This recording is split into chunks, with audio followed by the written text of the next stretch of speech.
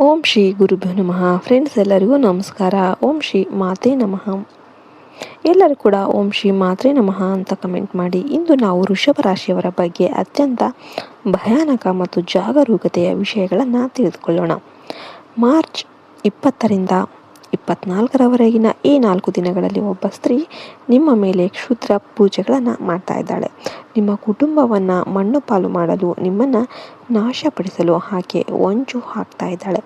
ಆಕೆ ನಿಮ್ಮ ಜೊತೆಯಲ್ಲೇ ಇದ್ದು ನಿಮ್ಮ ಬೆನ್ನಿಗೆ ಚೂರಿ ಹಾಕ್ತಾ ಇದ್ದಾಳೆ.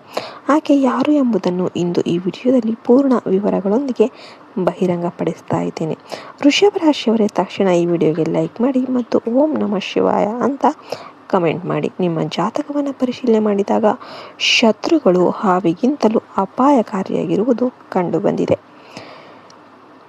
ನಿಮ್ಮ ಶತ್ರು ಸ್ತ್ರೀಯು ನಿಮ್ಮ ಫೋಟೋ ಇಟ್ಟುಕೊಂಡು ಸ್ಮಶಾನದಲ್ಲಿ ಪೂಜೆ ಮಾಡಿಸೋದು ಅಥವಾ ನಿಮ್ಮ ಮನೆಯ ಹೊಸ್ತಿಲ ಬಳಿ ತಾಂತ್ರಿಕ ಪ್ರಯೋಗಗಳನ್ನು ಮಾಡಿಸ್ತಾ ಇದ್ದಾಳೆ. ವಿಚಿತ್ರ ಏನಪ್ಪ ಅಂದರೆ ಆಕೆ ಹೊರಗಡೆ ನಿಮ್ಮ ಅತಿ ದೊಡ್ಡ ವಿಧೇಯಿಸಿಯಂತೆ ನಟನೆ ಮಾಡ್ತಾಳೆ.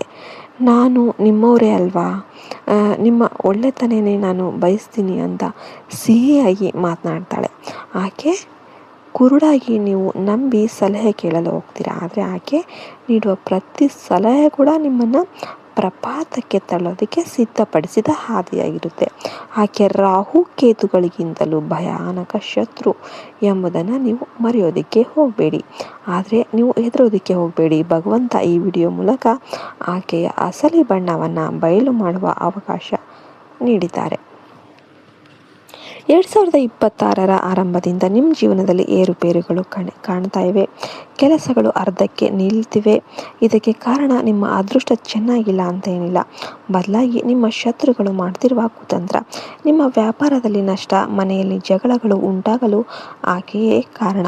ನೀವು ಎಲ್ಲಿ ಮುನ್ನಡೆದು ಬಿಡ್ತೀರೋ ಎಂಬ ಅಸೂಯೆಯಿಂದ ನಿಂಬೆಹಣ್ಣಿನ ಪ್ರಯೋಗದ ಮೂಲಕ ನಿಮ್ಮ ಅದೃಷ್ಟವನ್ನು ಕಟ್ಟಿ ಹಾಕ್ತಾ ಇದ್ದಾಳೆ. ಆಕೆ ಹೆಸರು ತಿಳಿಯದಿದ್ದರೆ ನೀವು ದೊಡ್ಡ ತಪ್ಪು ಮಾಡಿದಂತೆಯೇ ಸರಿ. ನಿಮ್ಮ ಕುಲದೇವತೆಯನ್ನು ತನ್ನ ತಂತ್ರವಿದ್ಯೆಯಿಂದ ಬಂಧಿಸಿದ್ದಾಳೆ. ಅದಕ್ಕಾಗಿಯೇ ನೀವು ಎಷ್ಟು ಪೂಜೆ ಮಾಡಿದರೂ ಕೂಡ ಫಲ ಅನ್ನೋದು ಸಿಗ್ತಾ ಇಲ್ಲ. ಆತ್ಮೀಯರೇ, ಶತ್ರುಗಳಾದಾಗ ಈಗ ಮಾರ್ಚ್ ಮತ್ತು ಏಪ್ರಿಲ್ ತಿಂಗಳುಗಳು ನಿಮ್ಮ ಜೀವನದಲ್ಲಿ ದೊಡ್ಡ ಬದಲಾವಣೆ ತರ್ತಾ ಇವೆ. ನೀವು ನಿಮ್ಮ ಬಂಧು ಮಿತ್ರರನ್ನು ಕುರುಡಾಗಿ ನಂಬಿ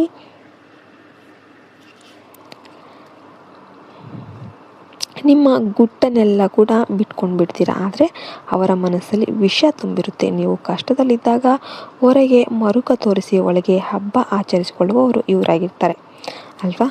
ನಿಮ್ಮ ಮನೆಯ ಲಕ್ಷ್ಮಿಯನ್ನು ಮತ್ತು ನೆಮ್ಮದಿಯನ್ನು ಮಾತುಗಳಿಂದಲೇ ಇವರು ತೋರಿಸ್ತಾ ಇರ್ತಾರೆ. ನೀವು ಬೆಳೆಯುವುದನ್ನು ಕಂಡು ಹೊಟ್ಟೆ ಉರಿಯುವ ಈ ಆಪ್ತ ಕುಲದ ಪಾಪಿಗಳೇ ಈಗ ಅಸ್ಥಿಪಂಜರದಂತೆ ನಿಮ್ಮ ಬೆನ್ನಿಗೆ ಚೂರಿ ಆಗ್ತಾ ಇದ್ದಾರೆ ಅಲ್ವಾ.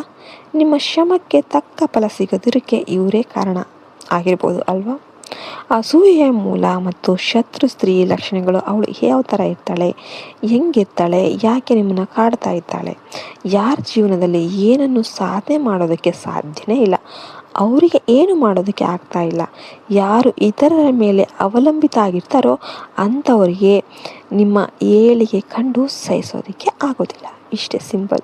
ಇವರು ನನಗಿಂತ ಕೆಳಮಟ್ಟದವರಲ್ವಾ, ಇವರಿಗೆ ಇಷ್ಟೊಂದು ಸುಖ ಹೆಂಗೆ ಬಂತು ಅಂತ ಆಕೆ ಹೊಟ್ಟೆ ಕಿಚ್ಚು ಪಡ್ಕೊತಾ ಹೋಗ್ತಾ ಇರ್ತಾಳೆ. ನೀವು ಸುಖವಾಗಿರೋದು ಅಥವಾ ಹೊಸ ವಸ್ತುಗಳನ್ನು ಖರೀದಿ ಮಾಡೋದು ಆಕೆಗೆ ಇಷ್ಟ ಆಗೋದಿಲ್ಲ. ರಕ್ತ ಕುದಿಯುತ್ತೆ. ನೀವು ಈ ಹೊಸದೇನಾದರೂ ತಗೊಂಡ್ರೆ ಆಕೆಗೆ ರಕ್ತ ಕುದಿಯುತ್ತೆ. ನಿಮ್ಮ ಗೆಲುವನ್ನು ಕಂಡು ಹೊಟ್ಟೆ ಕಿಚ್ಚು ಪಡ್ತಾಳೆ, ಅಸೂಯೆ ಪಡ್ತಾಳೆ, ಕ್ಷುದ್ರ ಪೂಜೆ ಮಾಡಿಸ್ತಾಳೆ.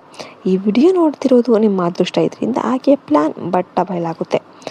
ನೀವು ಯಾವಾಗಲೂ ಮಾತಿನ ಮೇಲೆ ನಿಗಾ ಇರಲಿ. ವೃಶ್ಚಿಕ ರಾಶಿಯವರೇ, ನಿಮ್ಮ ದೊಡ್ಡ ತಪ್ಪು ಏನಪ್ಪ ಅಂದರೆ ನಿಮ್ಮ ಭವಿಷ್ಯದ ಯೋಜನೆಗಳನ್ನು ಎಲ್ಲರಿಗೂ ಹೇಳಿಬಿಡೋದು. ನಾನು ಮುಂದಿನ ತಿಂಗಳು ಮನೆ ಕಟ್ತಾ ಇದ್ದೇನೆ, ಹೊಸ ಕಾರು ಖರೀದಿ ಮಾಡ್ತಾ ಇದ್ದೇನೆ, ನನ್ನ ಪತ್ನಿ ಅಥವಾ ಪತಿ ನನ್ನನ್ನು ಚೆನ್ನಾಗಿ ನೋಡ್ಕೊಳ್ತಾ ಇದ್ದಾರೆ ಅಂತ ನೀವು ಹೆಮ್ಮೆಯಿಂದ ಹೇಳ್ತೀರಾ. ಆದರೆ ನೀವು ಹೇಳುವ ಪ್ರತಿ ಮಾತು ಅವರ ಕಿವಿಗೆ ವಿಷದಂತೆ ನಾಟುತ್ತೆ. ನೀವು ಎಲ್ಲರನ್ನೂ ನಿಮ್ಮವರು ಅಂತ ನಂಬ್ತೀರಾ. ಆದರೆ ಅವರ ಮನಸ್ಸಿನಲ್ಲಿರುವ ಪಾಪವನ್ನು ಗುರುತಿಸೋದಕ್ಕೆ ವಿಫಲರಾಗ್ತೀರಾ. ನರದೃಷ್ಟಿಯ ಪ್ರಭಾವದಿಂದ ನಿಮ್ಮ ಕೆಲಸಗಳು ಅರ್ಧಕ್ಕೆ ನಿಲ್ಲುತ್ತೆ. ನಿಮ್ಮ ಗುಟ್ಟನ್ನು ನಿಮ್ಮಲ್ಲೇ ಇರಿಸಿಕೊಳ್ಳೋದು ಈಗ ಅನಿವಾರ್ಯವಾಗುತ್ತೆ.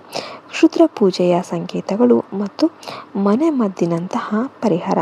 ನಿಮ್ಮ ಮನೆಯಲ್ಲಿ ಏನಾದರೂ ಯಾವ ಎನರ್ಜಿ ನೆಗೆಟಿವ್ ಎನರ್ಜಿ ಇದೆಯಾ ಅಂತ ನೀವು ತಿಳ್ಕೊಳ್ಳೋದಕ್ಕೆ ಕೆಲವು ಸಿಂಪ್ಟಮ್ಸ್ ಸಂಕೇತಗಳು ಇವೆ. ಹಠಾತ್ತವಾಗಿ ಮನೆಯಲ್ಲಿ ಕೀಟಗಳು ಬರ್ತವೆ, ಬಾವಲಿಗಳು ತಿರುಗಾಡುತ್ತೆ, ಕೆಂಪು ಇರುವೆಗಳ ಸಾಲು ಬರುತ್ತೆ ಅಥವಾ ಜೇಡ್ರು ಬಲೆಗಳು ವಿಪರೀತವಾಗಿಬಿಡುತ್ತೆ. ಕಾರಣ ಇಲ್ಲದೇ ದಂಪತಿಗಳ ನಡುವೆ ಜಗಳ ಆಗುತ್ತೆ. ಇವೆಲ್ಲವೂ ಕೂಡ ಇದರ ಲಕ್ಷಣ ಆಗಿರಬಹುದು. ಇದಕ್ಕೆಲ್ಲ ಮಹಾಪರಿಹಾರ ಏನು? ತಕ್ಷಣ ಹನುಮಂತನ ಗುಡಿಗೆ ಹೋಗಿ ಒಂದು ತೆಂಗಿನಕಾಯಿಯನ್ನು ತೆಗೆದುಕೊಂಡು ಆಂಜನೇಯನ ಪಾದದ ಸಿಂಧೂರವನ್ನು ಅದಕ್ಕೆ ಹಚ್ಚಿ, ನಂತರ ಒಂದು ಕಪ್ಪು ದಾರವನ್ನು ತೆಗೆದುಕೊಂಡು 11 ಗಂಟುಗಳನ್ನು ಹಾಕಿ ಪ್ರತಿ ಗಂಟು ಹಾಕುವಾಗ ಓಂ ಹನುಮತೆ ನಮಃ ಅಂತ ಮಂತ್ರ ಜಪಿಸಿ ಈ ತೆಂಗಿನಕಾಯಿಯನ್ನು ನಿಮ್ಮ ಮನೆಯ ಮುಖ್ಯ ದ್ವಾರದ ಮೇಲೆ ಕಟ್ಟಿ. ಇದರಿಂದ ಎಂಥ ತಂತ್ರ ಪ್ರಯೋಗ ಮಾಡಿದರೂ ಕೂಡ ಪಟ ಅಂತ ಅದೆಲ್ಲ ಸತ್ತು ಹೋಗ್ಬಿಡುತ್ತೆ. ಈಗ ಆ ಅಸಲಿ ಶತ್ರು ಯಾರು ಅಂತ ಹೇಳುವ ಸಮಯ. ಆಕೆ ಬೇರೆ ಯಾರೂ ಅಲ್ಲ, ನಿಮ್ಮ ರಕ್ತ ಸಂಬಂಧಿ ಅಥವಾ ಅತಿ ಹತ್ತಿರದ ಬಂಧು ಆಗಿರ್ತಾಳೆ. ಆಕೆ ಹೆಸರು ಎಸ್ಪೆಷಲಿ ಎಸ್ ಅಕ್ಷರದಿಂದ ಆರಂಭ ಆಗುತ್ತೆ. ನಿಮ್ಮ ಬಂಧುಗಳ ಪಟ್ಟಿಯನ್ನು ಒಂದ್ಸಲ ನೀವು ಚೆಕ್ ಮಾಡಿ. ಎಸ್ ಹೆಸರಿನ ಮಹಿಳೆ ನಿಮ್ಮ ಮುಂದೆ ಹೇಗೆ ವರ್ತನೆ ಮಾಡ್ತಿದ್ದಾಳೆ ಎಂಬುದನ್ನು ನೀವು ಗಮನಿಸಿ ನೋಡಿ. ಆಕೆಯ ಜೊತೆ ನೀವು ಯಾವುದೇ ಕಾರಣಕ್ಕೂ ಜಗಳ ಆಡಬೇಡಿ, ಆದರೆ ನಿಮ್ಮ ಗುಟ್ಟು ಮತ್ತು ಪ್ಲ್ಯಾನ್ಗಳನ್ನು ಆಕೆಗೆ ಹೇಳೋದನ್ನು ಸ್ಟಾಪ್ ಮಾಡಿಬಿಡಿ. ನಿಮ್ಮನ್ನು ಹೊಗಳುವವರ ಬಗ್ಗೆ ಜಾಗರೂಕರಾಗಿರಿ. ಹನುಮಾನ್ ಚಾಲಿಸವನ್ನು ಸದಾ ಪಠಿಸಿ. ಬಜರಂಗ ಬಲಿಯು ನಿಮ್ಮನ್ನು ಕಾಪಾಡುತ್ತಾರೆ. ಈ ಮಾಹಿತಿ ಉಪಯುಕ್ತ ಆಯಿತು ಅನಿಸಿದರೆ ಲೈಕ್ ಮಾಡಿ, ಶೇರ್ ಮಾಡಿ ಮತ್ತು ನಮ್ಮ ಚಾನಲ್ಗೆ ಸಬ್ಸ್ಕ್ರೈಬ್ ಮಾಡಿ. ಎಲ್ಲರೂ ಕೂಡ ಜೈ ಶ್ರೀಕೃಷ್ಣ ಅಂತ ಕಮೆಂಟ್ ಮಾಡಿ. ಮತ್ತು ಇದು ಜನರಲ್ ರೀಡಿಂಗ್ ಆಗಿರೋದ್ರಿಂದ ಎಲ್ಲರಿಗೂ ಕೂಡ ಅನ್ವಯ ಆಗೋದಿಲ್ಲ. ಜೈ ಹಿಂದ್, ಜೈ ಭಾರತ್ ಮಾತೆ, ಹರಿ ಓಂ ತತ್ಸತ್, ಸರ್ವೇ ಜನೋ ಸುಖಿನೋ ಭವಂತು.